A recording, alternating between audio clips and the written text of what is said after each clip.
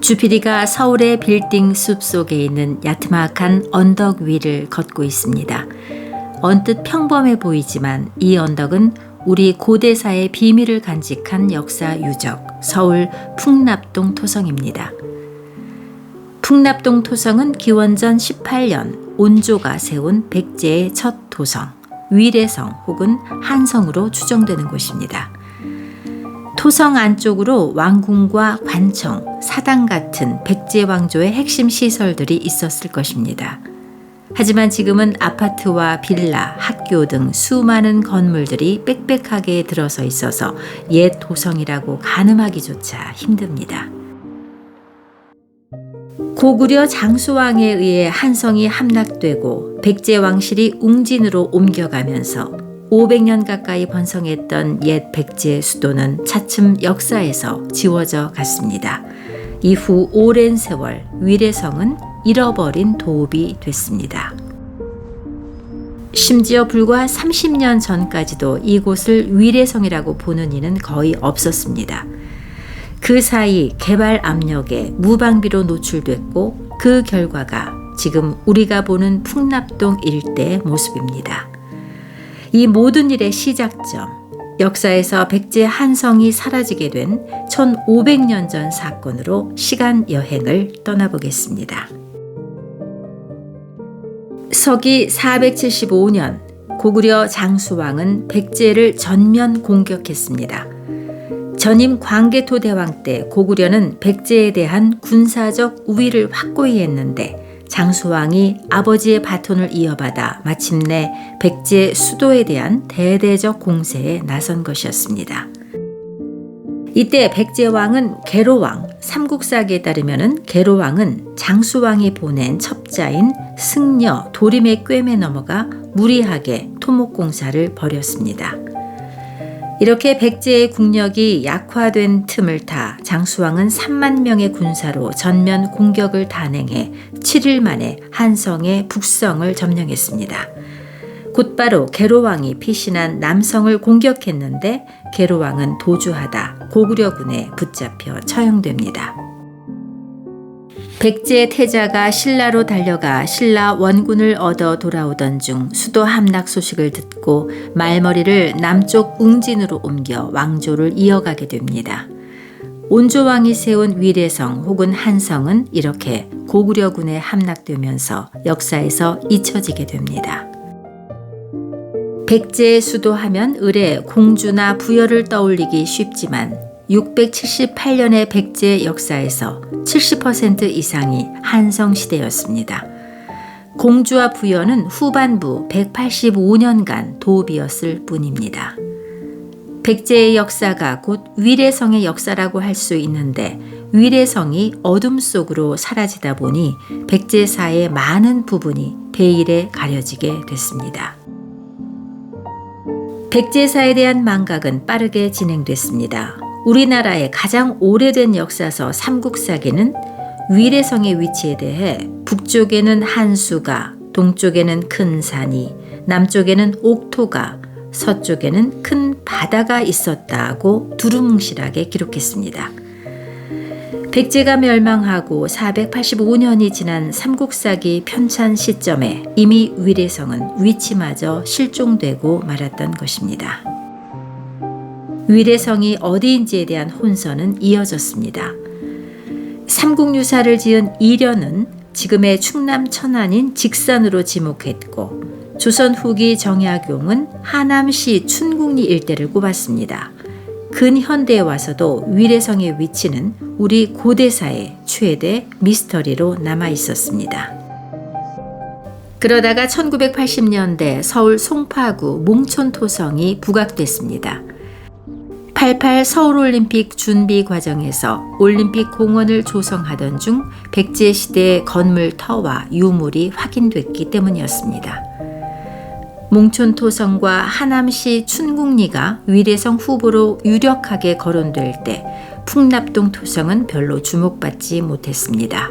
일부 학자들이 가능성을 제기했지만 우리나라 사학의 권위자인 이병도 교수가 이를 부정하면서 풍납동 토성설은 오랫동안 학계에서 별다른 영향력을 갖지 못했습니다. 그러다 결정적인 사건이 28년 전에 일어납니다.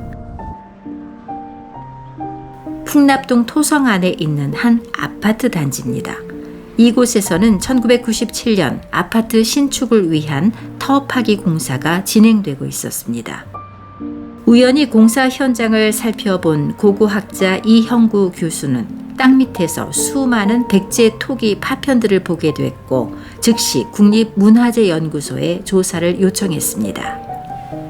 발굴 조사 결과 백제 초기 것으로 보이는 다량의 토기와 기와 주거지 등이 확인되면서 풍납동 토성 일대가 위례성일 수 있다는 가능성이 급부상했습니다. 이 사건을 계기로 대수롭지 않은 언덕으로 알았던 풍납동 토성에 관심이 집중됐습니다. 이 흙 언덕이 진짜 백제 위례성을 둘러싼 성벽이었다면 그만한 특별함이 있어야 했습니다. 학자들이 토성의 한 부분을 절단해 봤습니다. 결과는 놀라웠습니다. 토성의 아랫부분 폭이 43m, 높이는 11m로 한 나라의 수도를 둘러싼 성벽으로 손색가 없는 규모였습니다. 규모도 규모지만 견고함을 극대화하기 위해 판축 기법을 사용한 것으로 드러났습니다.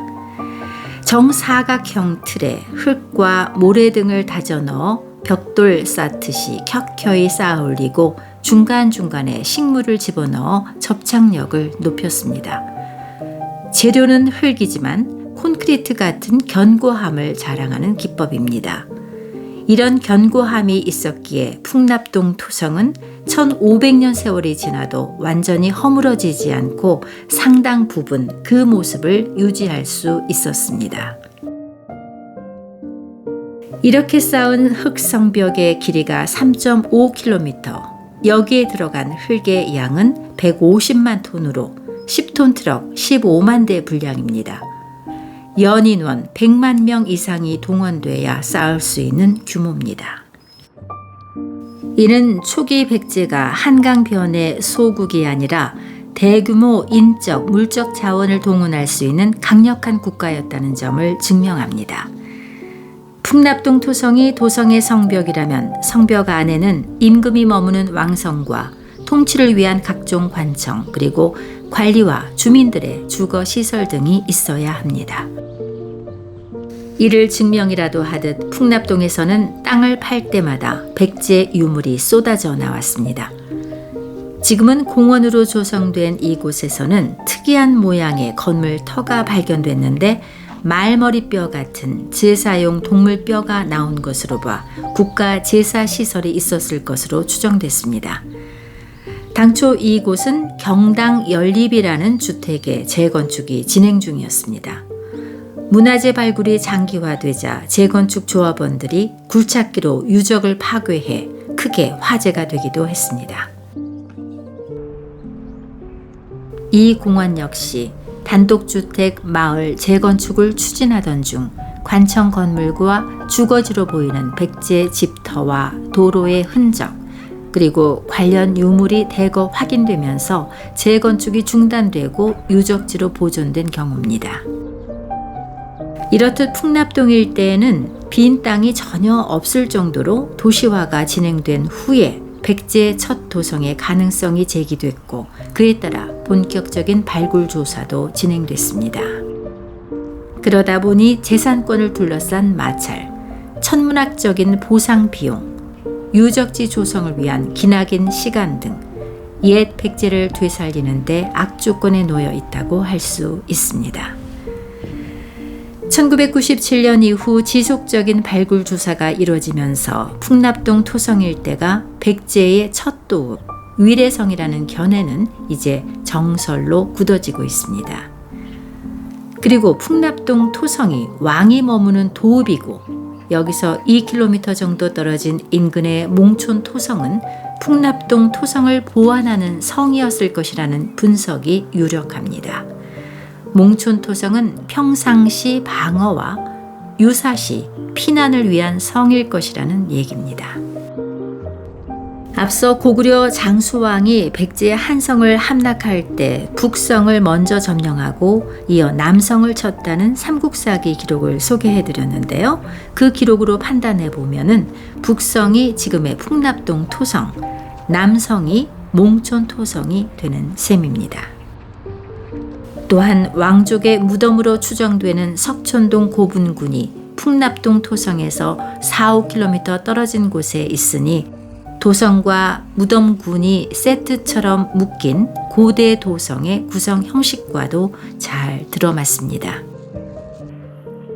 백제가 한강을 상실하면서 함께 역사의 뒤안으로 사라졌던 백제 첫 수도 위례성이 1500년이 지나 이제 대한민국에서 그 실체를 드러내고 있습니다. 물론 풍납동의 극히 일부 지역만 발굴 조사가 이루어진 만큼 앞으로 어떤 유물이 더 나올지, 특히 도성의 핵심인 왕궁의 흔적이 모습을 드러낼지 더 지켜봐야 하겠습니다. 사람과 건물이 밀집된 현대 도시 서울에서 고대 도시를 찾는다는 것은 난이도 최고 프로젝트임에 틀림없습니다. 국가유산 당국과 학자들이 난관을 뚫고 백제 첫 수도의 완성된 모습을 대한민국에 보여주기를 기대해 봅니다. 주피디의 역사 여행이었습니다. 고맙습니다.